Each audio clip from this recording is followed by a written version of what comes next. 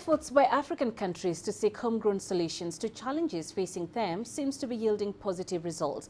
Progress has been made in Sudan, and just recently, Uganda and Rwanda put pen to paper in Angola, ending a long-running rivalry that flared up into a dispute this year and forced them to close their border. CGTN's Arapmoi with more. After months of protest, Sudan leaders stood above self and negotiated a deal to restore sanity in a country that was quickly being run down by protesters. The country entered a new chapter with homegrown solutions after weeks and months of negotiations. It seems to have worked out pretty well because now they have the support of the African Union, they have the support of the regional IGAD organization, and that has become the template with which now other external players, whether it's the UN or whether it's the Western countries, they have to deal with. The agreement set out key conditions: the establishment of a joint military and civilian sovereign council, which will govern the country for 3 years before elections are held. Shared leadership of the council. A military leader will lead for 21 months, followed by a civilian leader for 18 months. A Bill of Rights and Freedoms for all Sudanese citizens. In neighboring South Sudan, the Intergovernmental Authority on Development continues to push for inclusive national dialogue and negotiations rather than military-based solutions. The only way we can end any conflict in South Sudan is by talking to the people who surround us, because they are the first ones who are most likely to understand our problems.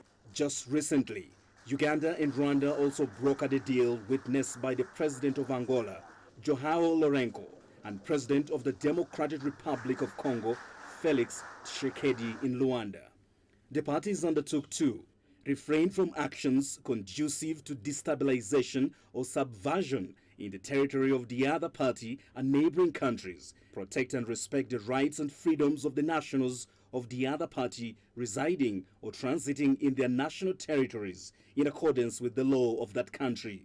Resume as soon as possible the cross-border activities between both countries, including the movement of persons and goods. I had already been in touch with President Kagame through our own channels, but this was like a reinforcement. I think we are not going to be found wanting in the process of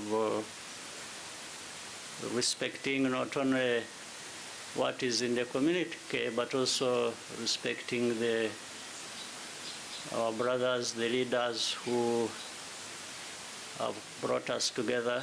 So for the Angolan president to be able to have these two leaders come and have an agreement of that caliber, that's a very positive step, and that should be encouraged. Analysts say African leaders are becoming more and more united in solving critical issues that affect the continent. Could these unfolding events mark the beginning of African solutions to African problems? Your guess is as good as mine. Arapmoi, CGTN, Nairobi, Kenya.